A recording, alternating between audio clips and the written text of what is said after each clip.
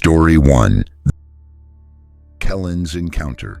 My name is Kellen. I was in the process of transporting a consignment of new structural beams to an antiquated timberland cabin situated beyond Kenner Ridge when the situation began to inexplicably deviate from the norm.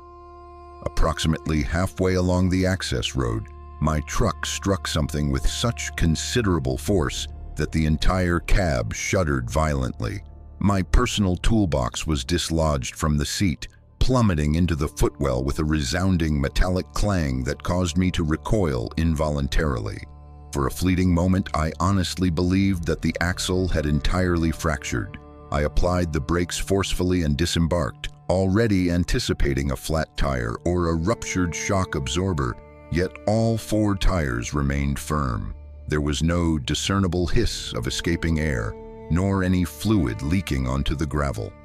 The undercarriage appeared precisely as it had earlier that morning when I conducted my inspection in the yard. Nevertheless, I performed a deliberate circuit around the truck, my hand trailing across the fender, desperately attempting to locate any indication, anything at all, that could account for why the entire frame had felt as though it had shifted abruptly sideways. The metallic surface felt cold and coarse beneath my palm, with absolutely nothing out of place. Upon finally re-entering the vehicle, I observed that the odometer had somehow reset. It displayed merely a row of zeros, as though the truck had just rolled off the assembly line. I blinked at the display, fervently hoping my perception was flawed. But alas, it remained at 0. My initial thought was that perhaps the battery cable had become dislodged, but the engine had not even flickered. The headlights were still illuminated, and the radio hummed softly with static gradually fading in and out. I turned the ignition off, counted to a full 10 seconds, and then reactivated it. The result was identical. 0 miles displayed, and the dashboard clock showed 9:42. I distinctly recalled having departed from Oldwood Landing at precisely 11:48.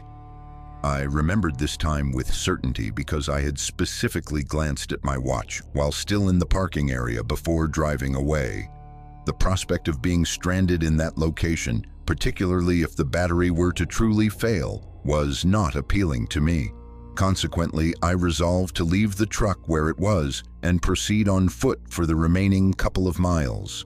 The sun was still sufficiently high in the sky, leading me to believe I would have ample time to hike in, meticulously inspect everything, and return before the onset of darkness. I secured the vehicle doors, hoisted my pack onto my shoulder, and commenced my journey along the trail. This was the very same antiquated timber track that I had likely traversed on at least 50 previous occasions.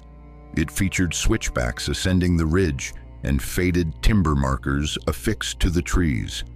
There were also shallow cuts in the rock where water had gradually eroded small grooves over the course of many years.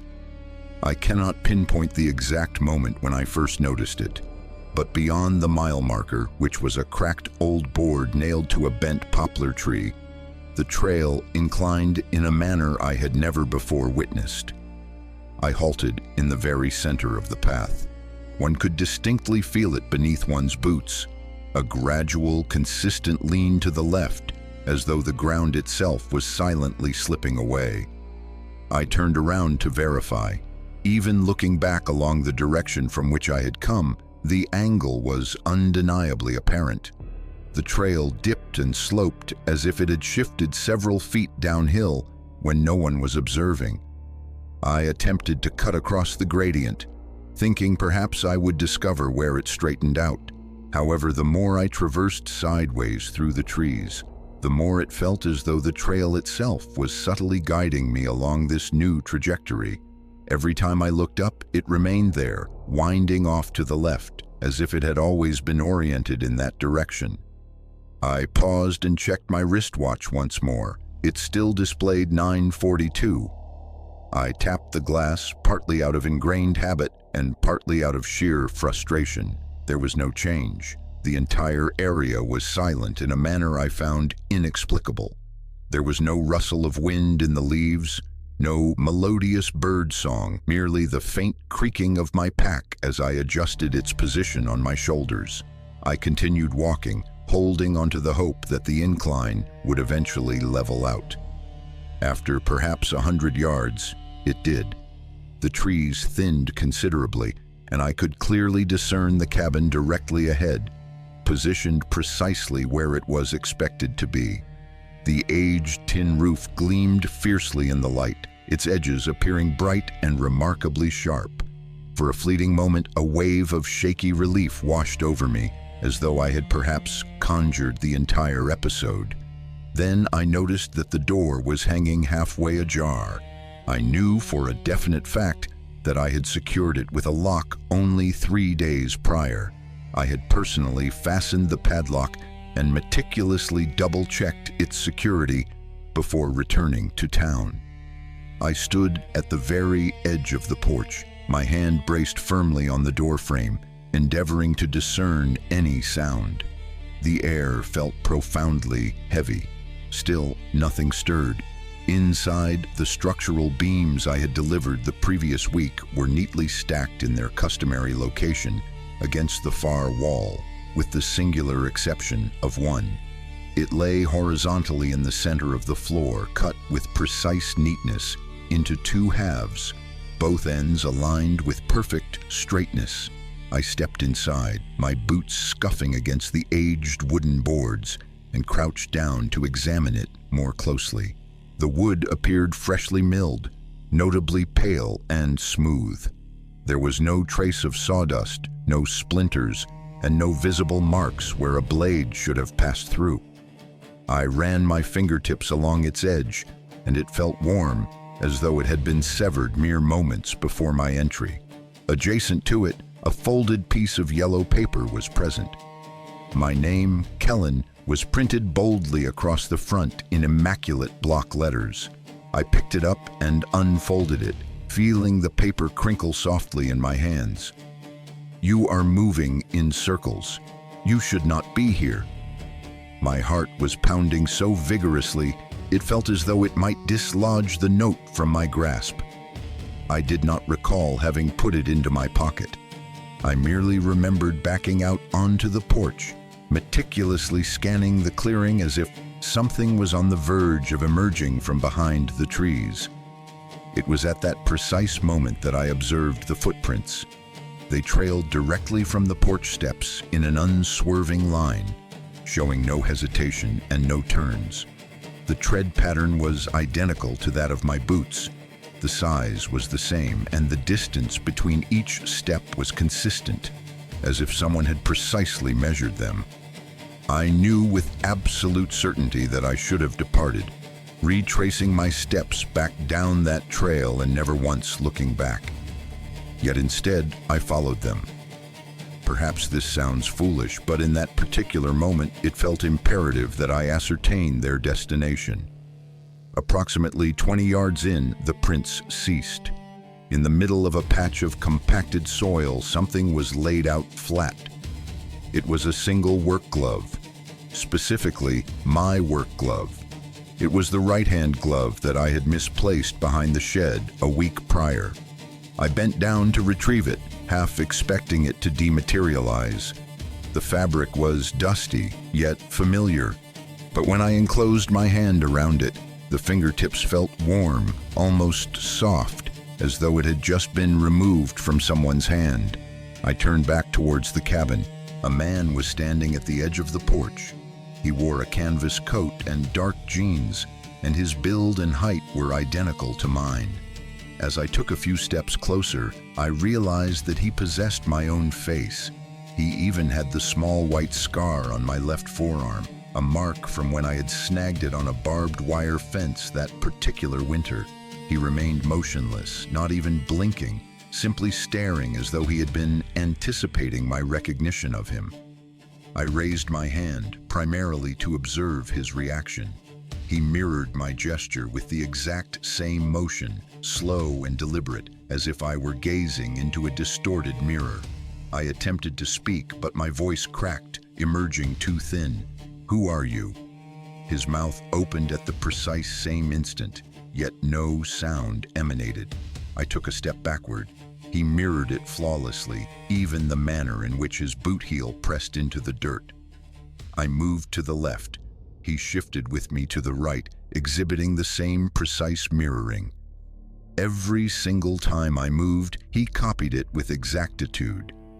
I continued to retreat, slowly and cautiously, attempting not to stumble over the roots. My chest felt constricted, as though I could not draw a complete breath. When I reached the point where the trail had initially begun to slope, I looked down.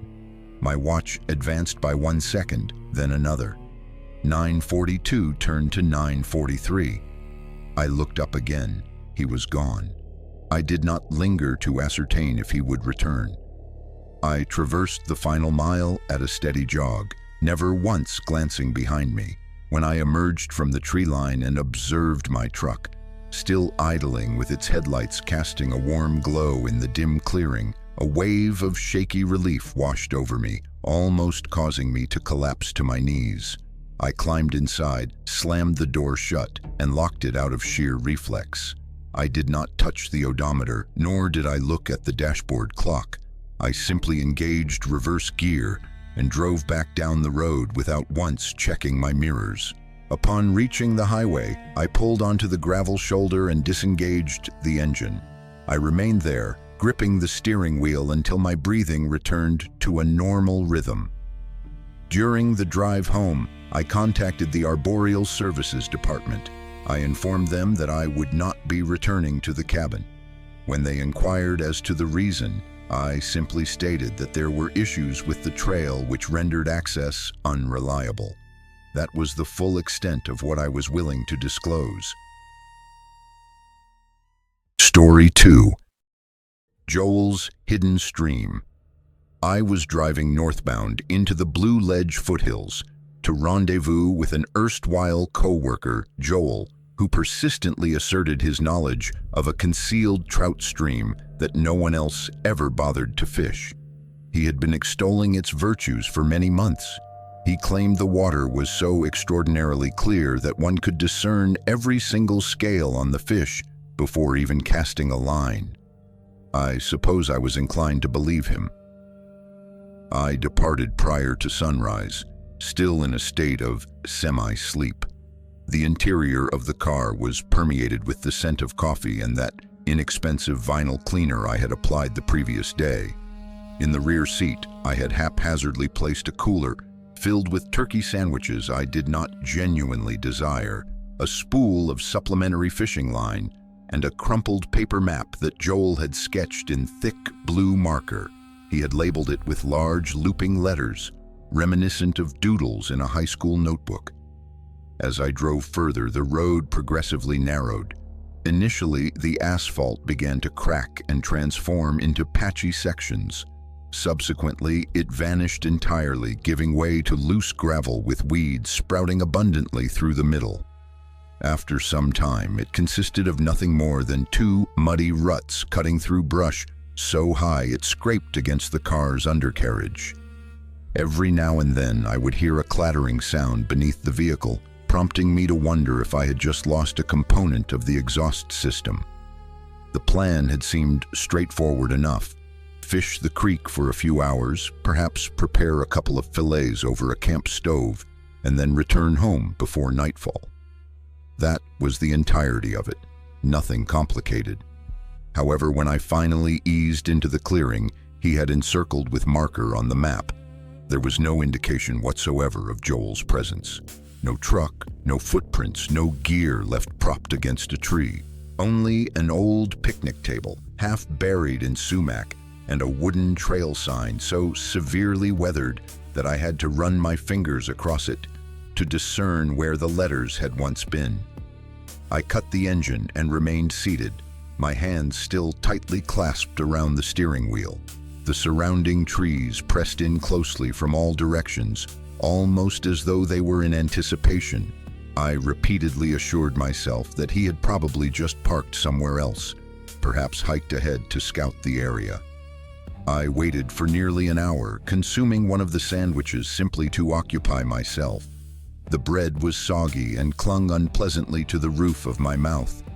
Throughout that entire duration, I constantly expected to hear the sound of an engine or footsteps, or even a voice calling my name.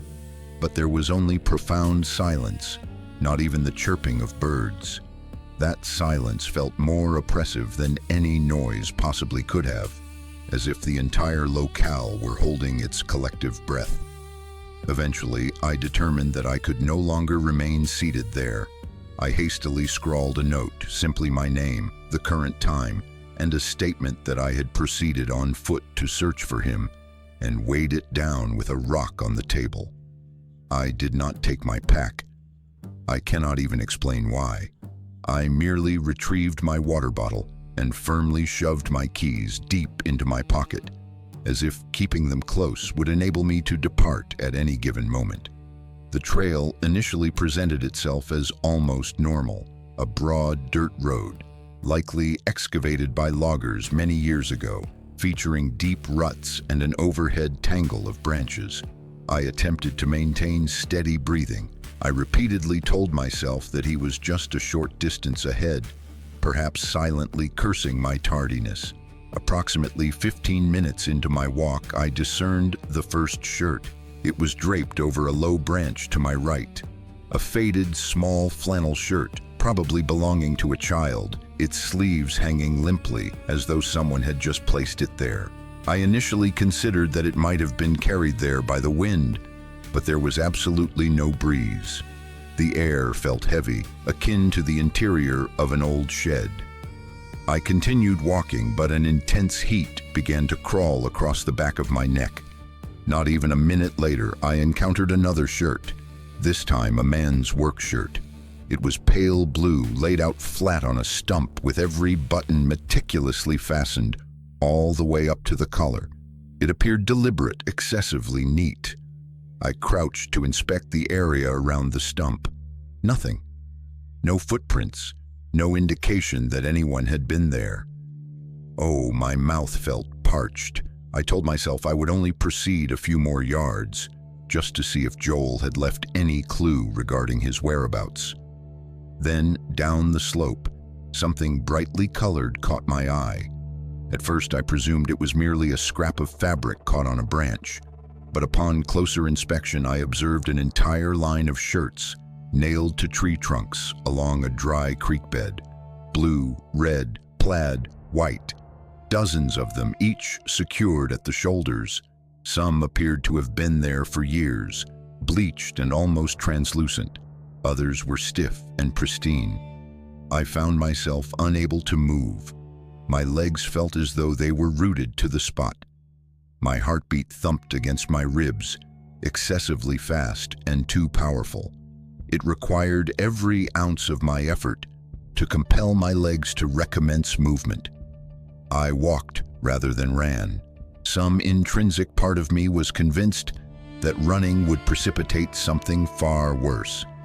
I was nearly at the bend where the trail looped back when I heard it. A voice remarkably close behind me. Lost something? My heart faltered so violently that I felt a wave of dizziness. The words were soft and low, as though someone was whispering directly into my ear. But when I turned, the man was 20 yards distant, standing precisely in the middle of the path. He wore a red ball cap pulled so low that I could not discern his face, only the distinct shape of his jaw in the shadow beneath the brim. He was clad in a dark jacket, his hands deeply plunged into his pockets. I swallowed, but my throat felt swollen as if I had been shouting for an extended period. "I'm just heading back," I articulated, and the words emerged thin and rawly scraped. He offered no reply. He did not even shift his weight. He merely lifted one arm and pointed down the slope towards the shirts. "Not that way," he uttered. His voice was flat, devoid of anger or curiosity, simply empty. I remained standing there, acutely aware of my heartbeat, the manner in which my pulse throbbed behind my eyes. "Not that way," he reiterated louder this time. That was the decisive moment. My body reacted before my brain could formulate a decision. I turned and began ascending the trail as swiftly as I could walk without breaking into a run. My boots slipped on loose gravel, and every scuff resonated excessively loudly in the pervasive quiet. I continually anticipated hearing him behind me, those footsteps precisely matching my pace, but there was nothing.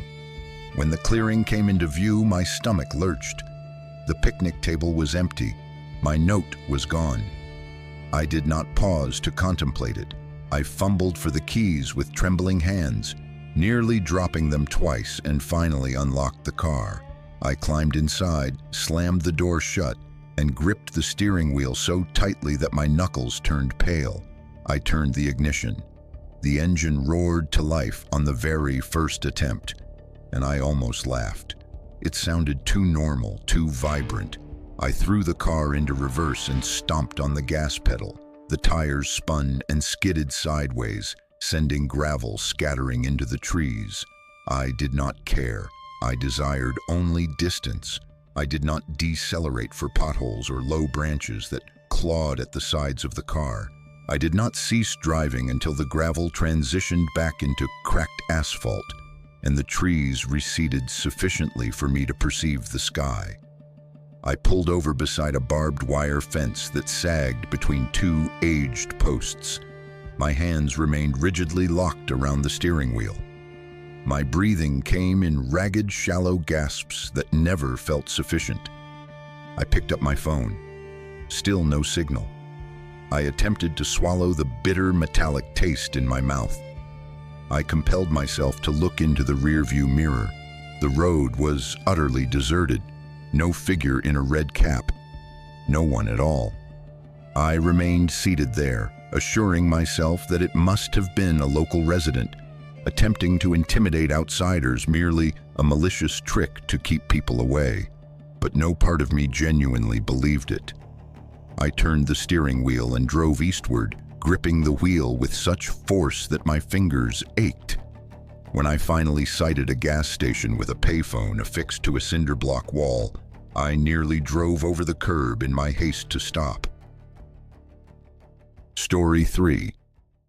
Marlowe's Boundary Patrol. My name is Marlowe. I was proceeding along the antiquated utility road near Grayson Creek to inspect a section of boundary markers that had been severed for the third occasion in approximately 1 month. Land disputes in this region are essentially a generational custom of which no one is particularly proud. My father used to quip that the property lines in these hills were merely polite suggestions that everyone feigned respect for until they abruptly ceased doing so. It was invariably a matter of time before someone commenced chopping down fences or subtly shifting markers several feet deeper into their neighbor's land claim. That morning, I anticipated it would be the usual routine. Hike in, capture a few photographs of the damage, record a note in my logbook, and return to the truck by midday. Perhaps I would even stop by the diner in Maple Creek for some coffee before heading home. I had just passed the final numbered post when something briefly flickered up the slope, precisely at the periphery of my vision. A swift red blur, smoothly gliding between two hickory trees. It did not move like an animal darting through the undergrowth. It moved with a seamless fluidity, like a person actively trying to avoid detection. I halted, pressing my clipboard tightly against my chest. My mouth felt unexpectedly dry in a manner that seemed disproportionate to the situation, yet there it was. "Hey!" I called out, attempting to project my voice without sounding agitated.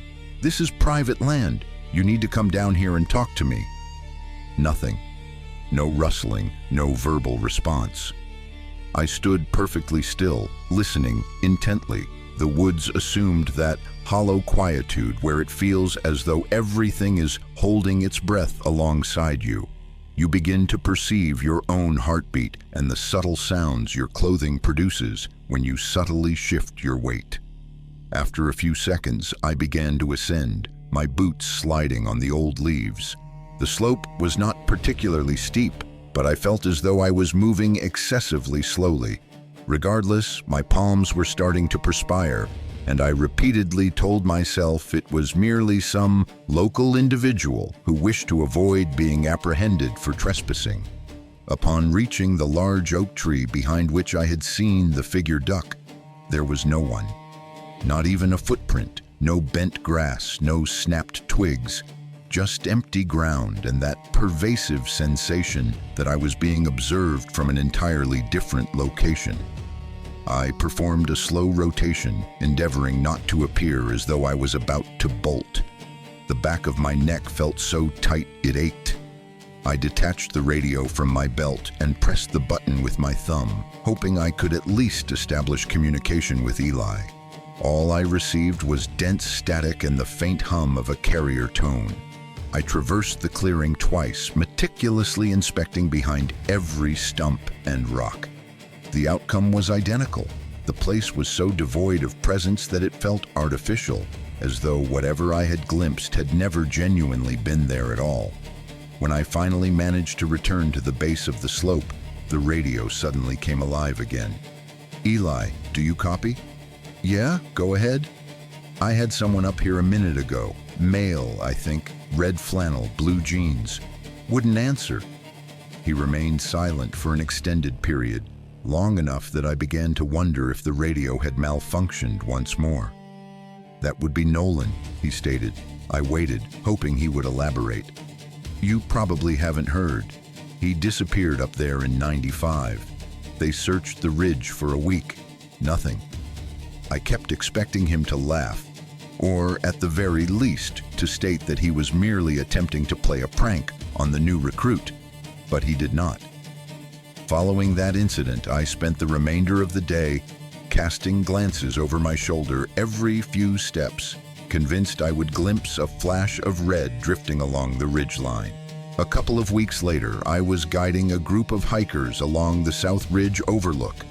There were 12 individuals, including some families, a retired couple from Tennessee, and a young pair who consistently lagged behind to photograph moss on tree trunks as though it were a national treasure.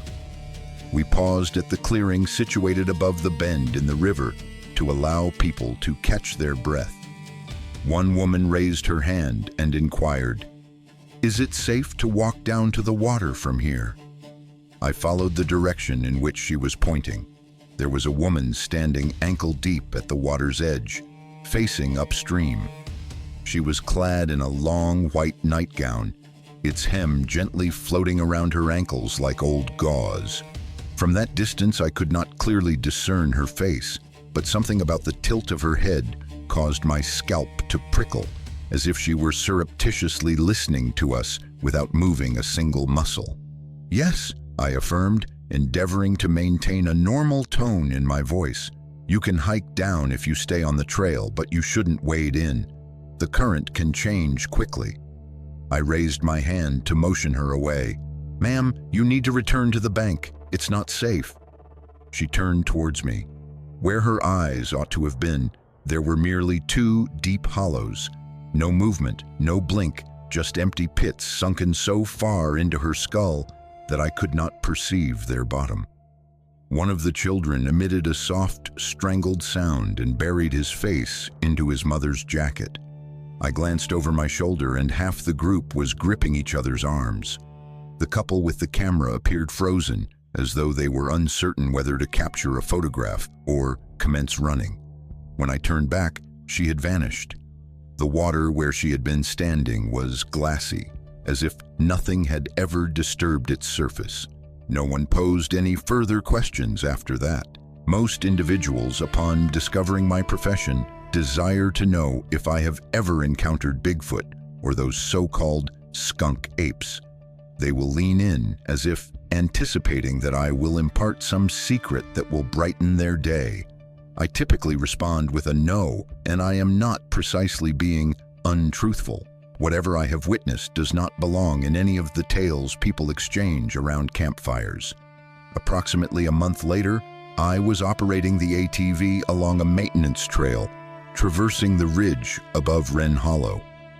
It was late afternoon, the kind of dim light where one cannot always trust what is glimpsed from the corner of one's eye. I was carefully navigating a curve when something dark and low to the ground lunged across the trail. I applied the brake with such force that the tires locked and skidded sideways into the brush. The engine sputtered once and then died, leaving me seated there with my heart performing an unhelpful flutter in my throat. For a moment, I could not compel myself to move. I simply kept one hand braced on the dashboard, listening to the ticking sound of the cooling engine. When I finally dismounted, the air was redolent of warm antifreeze. I walked around the front bumper and observed it curled in the dirt a few feet ahead. It bore an almost canine appearance, approximately the size of a large shepherd, but its spine was disproportionately long and its hind legs were bent in a manner that caused my stomach to clench. Its fur was a glossy black, so sleek it appeared wet. I crouched cautiously, maintaining a safe distance. The face was the most disturbing aspect, flat and narrow. There were no ears, no snout, just a tapering form culminating in two thin slits that pulsed open and shut. I then realized it was breathing, and my mouth became utterly parched. I lifted the radio and pressed the transmit button with a hand that felt as though it belonged to someone else. "Eli," I uttered, attempting to prevent my voice from quivering. "You'd better come up the ridge. Bring a tarp." He arrived approximately 20 minutes later, his headlights bouncing erratically across the trees. When he exited his vehicle and saw it, he did not utter a single word. He merely looked at me, then back at the creature, as if he had entirely exhausted his vocabulary. We ultimately managed to slide it onto a canvas tarp. Parts of it felt as hard as ancient bone, while other sections yielded beneath my hands like bruised fruit. The Natural Habitat Bureau dispatched a pair of trucks the following morning. They loaded it into a metal crate. That experience marked the last occasion I permitted curiosity to overcome my better judgment in that area. Story 4. Lyle's Mining Trail. I was traversing this ancient mining trail within the Blue Ridge when circumstances began to unravel in a manner that I still do not fully comprehend. I had already been out there unescorted for 3 days. The Regional Heritage Conservancy had requested that I map out the entrances to abandoned shafts, perhaps capture some photographs so they could submit applications for preservation grants. They had furnished me with a stack of brittle tan maps, the kind that tend to flake apart if folded too frequently, and an inexpensive GPS unit that consistently malfunctioned whenever I ventured into a hollow or approached the cliffs too closely. Frankly, I did not particularly mind the inconvenience. A part of me rather enjoyed the notion that I was the sole individual present for miles in any given direction. There were no cell towers, no vehicular traffic, and no discernible human sounds, save for the crows, drifting from one lifeless pine tree to another, squawking as though they were engaged in a heated dispute over who was entitled to perch on the highest branch. That particular morning, I commenced my activities before the sun had truly ascended. I had designated a location identified as Cedar Run NO3 in my survey notes. The records indicated it was one of the deeper shafts partially collapsed sometime during the 1930s. The path leading to it was merely a faint tracing of crushed grass and broken twigs that meandered across the ridgeline, as if the land itself had attempted to naturally conceal it. I walked slowly, with one eye perpetually fixed on the ground, for all it would require was a single concealed air shaft, and I would vanish beneath the leaves. After approximately an hour, the path abruptly veered sharply to the left and descended steeply into a gully densely populated with rhododendrons. It appeared unremarkable enough, but the instant I stepped onto that switchback, the air felt perceptibly heavier, almost damp, as though it were exerting a physical pressure against my skin. I found it disagreeable, yet I continued onward. It was then that I noticed something that caused me to halt abruptly. A pristine white envelope lay upon a moss-covered boulder directly beside the trail. Initially, I speculated that perhaps a hiker ahead of me had inadvertently dropped it. However, when I picked it up, something within my chest clenched tightly. My first name, Lyle, was inscribed across the front in large looping letters that appeared too meticulously formed to be casual. It brought to mind the distinctive handwriting my grandfather used to label jars in his shed. Deliberate, almost formal. I did not open it. My fingers became numb in a fuzzy, unreal manner, as though I had slept on my hands for an excessive duration. I carefully placed the envelope into the front pocket of my pack, thinking that perhaps if I simply ignored it, it would cease to be significant. For the subsequent half-mile, I continuously cycled through every conceivable rational explanation I could muster. Perhaps one of the survey personnel had decided to play a trick on me. Perhaps there was another individual named Lyle in the vicinity, and I had coincidentally discovered their mail. But deep within, none of these explanations felt genuinely convincing. What truly lingered in my mind was the handwriting. It possessed an old-fashioned inclination, the kind one observes in century-old ledgers found in courthouse basements. That specific detail prevented me from dismissing it as mere refuse. There was more to come, and when I arrived at the specified coordinates, Cedar Run NO3 did not appear particularly impressive, merely a wide laceration in the hillside. Years ago, someone had reinforced the entrance with enormous timber beams, but they had all decomposed and collapsed, leaving only a crooked black triangular opening. Cold air permeated outwards, causing the leaves beneath the aperture to darken. I crouched down to obtain a better view. The interior was engulfed in absolute darkness, so profound that it seemed to absorb what little daylight managed to filter through the trees. I compelled myself to sketch it regardless. I noted where the shoring beams had splintered and the manner in which the tunnel floor sloped deeper beneath the rubble. The entire time, the envelope pressed against my ribs, and I could swear it felt heavier than it had when I initially picked it up, almost as if something within it was subtly shifting its weight whenever I averted my gaze. After 20 minutes of feigning interest in my notes, I conceded defeat. I unzipped my pack and, using both hands, retrieved the envelope. It felt warm, as though it had been exposed to the sun, despite the air being cold. Inside, there was merely a single Polaroid photograph. It depicted the gully beneath the switchback, the very same entanglement of laurel and moss-covered stones I had traversed earlier, but the angle was incorrect. The photograph had been taken from high up in the trees. From a vantage point I could not conceive of anyone reaching without specialized climbing gear. Prominently featured in the foreground was a figure clad in a red windbreaker. My windbreaker. The head was tilted back, staring directly into the camera. My face appeared pale and lifeless, as if I had been caught mid-breath or had something vital drained from me. I do not know how long I remained standing there. My hand was trembling so severely that the edges of the photograph blurred in my vision. It felt as though the ground was subtly tilting beneath me, patiently awaiting my loss of balance. I slid the Polaroid back into the envelope and meticulously sealed it shut. For a second, I considered wedging it beneath a rock and simply walking away.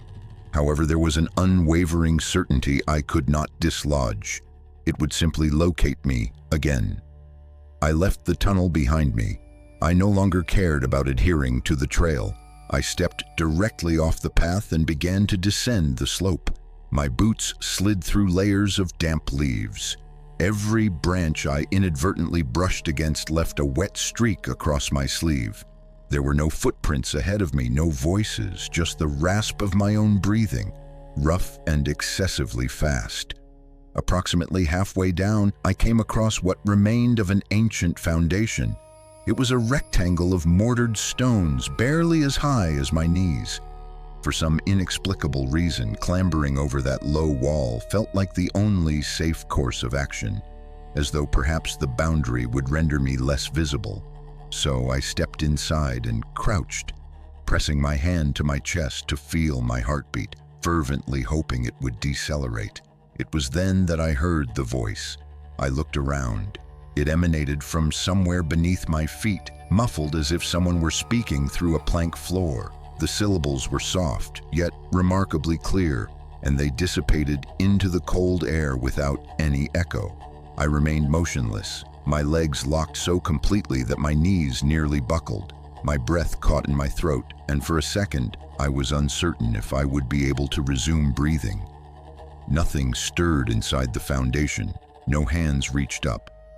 No shadow shifted across the stones. Only the lingering memory of that voice hung in the air. I finally managed to step backward over the wall, keeping my eyes fixed upon that empty space. The slope behind me was steep, and I nearly lost my footing when I turned to scramble away. Rhododendron branches slapped against my face and became entangled in my hair. Every time the wind shifted, I imagined I heard someone walking behind me, their pace matching mine through the leaves. I cannot articulate how long it took to reach the gravel access road that curved around the base of the ridge. When I finally stumbled out onto it, I was too winded to call for assistance, even if there had been anyone present. I do not know how long I remained standing there. Eventually, headlights curved around the bend. A silver sedan slowed as it approached, and the woman driving lowered her window just a few inches, observing me with cautious eyes. "Are you okay?" she inquired. I opened my mouth, but no words emerged. I swallowed and attempted again. "I just need a ride back into town." She scrutinized me for a moment longer before she unlocked the door. "Get in. I can take you as far as my brother's station." I climbed into the passenger seat. The heat from the vents blasted across my face, causing my skin to prickle. I placed my pack on my lap and pressed my hand against the subtle bulge of the envelope. It still felt warm. We did not speak for a while. The tires hummed against the road, and I watched the trees glide past outside the window, each one appearing identical to the last. After a few miles, she cleared her throat. "Have you been up to run?" I nodded, my jaw aching from clenching it so tightly. Folks say the old miners, when they knew they weren't coming back, they'd leave letters, sometimes with a name on them. I offered no response. They say if you pick up a letter with your name, you're already on borrowed time. We did not speak again after that. I kept my gaze fixed on the dashboard, meticulously counting the seconds between mile markers. When she pulled into the gas station, I disembarked and placed my pack down onto the pavement. My hands were trembling so severely that I nearly dropped it. I unzipped it, contemplating that perhaps the envelope would still be there, that all of this could be attributed to some prank or misunderstanding. But it was gone. That was the end of it. I never again went searching for Cedar Run Note 3. Story 5. The Forestry Cabin Retreat. I had meticulously planned this particular trip because I could no longer maintain the pretense of being well. I had relinquished my employment 2 weeks prior after enduring months of reassuring myself that the persistent headaches and that dull ache within my chest were merely the inevitable consequences of growing older and striving to do everything correctly. It sounds rather dramatic now, but at that specific juncture, I honestly believed that if I did not escape, something fundamental within me was going to irrevocably shatter. Consequently, I located this listing for a forestry cabin online. The accompanying photographs depicted it as plain but inherently safe. Precisely the sort of sanctuary where one could remain secluded and rediscover the ability to breathe. I meticulously packed everything I anticipated needing, placed it into the rear of my car, and drove throughout the entire night. Sometime around the stroke of midnight, I began to feel as though I might have committed a grave error. However, by then, I was too profoundly exhausted to care. My pack felt more burdensome than I had initially expected. Perhaps I had overpacked, or perhaps my body was simply reaching its limit with me. The straps dug into my shoulders with such intensity that I continually adjusted them, striving to locate a position that did not feel as though they were severing bone. The initial hour of the ascent stretched interminably, as though it would never conclude. The gravel road meandered between these steep ridges so tightly that I could not discern much beyond the subsequent bend, and the trees leaned in so closely that, even in broad daylight, everything felt dim and washed out, as if I were perceiving the world through an old, faded sheet. I continually assured myself that if I managed to reach the cabin by dusk, everything would feel manageable. Just a lengthy walk, a place to rest, and perhaps some tranquility. I reiterated this to myself like a mantra each time the road curved once more and the gradient intensified.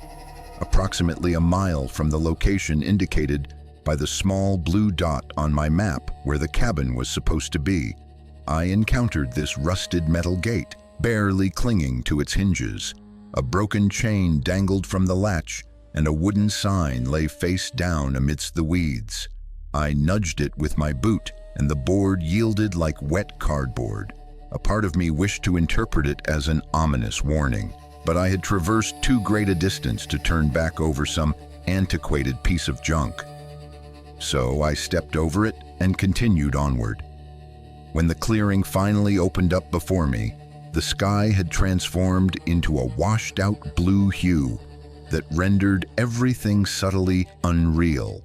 The cabin itself was smaller than I had envisioned, merely a squat rectangle of gray siding featuring a single window set crookedly in the front wall and a roof that sloped lower on one side. There were no discernible tire tracks, no footprints in the patchy gravel, no indication that anyone had been present for months. I distinctly recall thinking that this was probably a positive development. After all, I had desired to be alone. I unlocked the door, stepped inside, and inhaled air so profoundly stale that it felt as though it was extracting the moisture directly from my tongue. But I was simply too exhausted to care. I dropped my pack squarely in the middle of the floor, kicked off one boot, then abandoned the effort for the other, and lay down directly adjacent to my gear with my arm draped over my face. I do not believe I had even closed my eyes when I discerned footsteps crunching across the gravel outside. Initially, I did not react. I told myself it had to be a raccoon or perhaps one of the stray dogs people claimed still roamed up here. However, the steps were too heavy, too deliberate. They commenced along the left side of the cabin, paused beneath the window, then slowly circled around the back. Then they ceased directly outside the door. I sat up, holding my breath, and listened intently. My pulse was thudding in my ears so loudly that it felt as though it was drowning out every other sound. I rose as quietly as I possibly could and carefully moved to the window. I drew back the curtain an inch, just enough to peer out. Nothing stirred in the clearing. No shadows shifted between the trees. I speculated that perhaps I had imagined it, that perhaps I was so profoundly agitated I was merely hearing my own heartbeat resonating in the gravel. I cracked the door open an inch. The steps ceased so abruptly that the tiny hairs on the back of my neck stood on end. I waited. Absolute silence. I closed the door once more, slid the bolt across, and attempted to steady my breathing. But the silence felt dense and watchful, as though it were pressing in from every direction. I set up the folding chair in the center of the room. Sitting there with my hands clenched tightly between my knees, I continually told myself that I was utterly exhausted, perhaps even slightly delirious. A normal person would have dismissed it with a laugh, I reasoned. I wished I could laugh, but when dusk seamlessly transitioned into darkness, the footsteps recommenced. They moved in a slow, steady circuit around the cabin, once, twice, 3 times. Each time they passed the door, they paused for a beat that felt excessively long, as if whoever it was were intently listening. My palms were slick with perspiration, and I was gripping the chair so tightly that I feared the thin metal legs might buckle. On the fourth complete loop, they stopped directly behind the wall where I was seated. I heard breathing, low and measured, like someone attempting not to reveal their presence. Then it uttered my name. Hello. It sounded so strikingly similar to my own voice that my entire body seized up. For a second, I thought perhaps I had spoken it without realizing. Then it spoke again. Elo. It whispered just a fraction too slowly, too drawn out. Let me in. My scalp prickled with a cold sensation. I did not move. I did not blink. My throat felt too constricted to swallow. Elo, it called again. I'm tired. Let me in. My knuckles had turned stark white against the chair arms. My vision was beginning to blur around the edges. Then, abruptly, there was nothing. That perfect humming silence that made my ears feel full. A scraping sound commenced along the bottom edge of the door. It was soft, yet deliberate, something dragging back and forth, back and forth. A stick? Fingernails? I could not ascertain.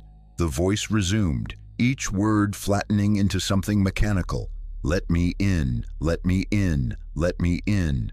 I stared fixedly at the door until the silence returned all at once, so profoundly loud that it felt like a roar inside my head. I compelled myself to stand. My knees felt unsteady, as though they might not support me. I took 2 shaky steps towards the window. My fingers were numb when I pulled the curtain aside. Nothing. The clearing appeared precisely the same. No footprints, no discernible shape moving between the trees. I remained awake throughout the entire night. I did not sit again, simply stood with my back against the far wall, attempting to monitor both the door and the window simultaneously. Each time I blinked, I half expected to open my eyes and find someone staring back at me. When dawn finally arrived, I unbolted the door and stepped outside. The air felt thin and metallic. The clearing was still and utterly empty, as if none of it had ever transpired. I assured myself that it must be exhaustion, a stress response, my brain replaying my own voice back at me. But as I began to descend the service road, I continually glanced behind me, half convinced I would discern something walking in my very footsteps. A quarter-mile from the cabin, I halted. There was a second gate obstructing the path. This one was fully intact.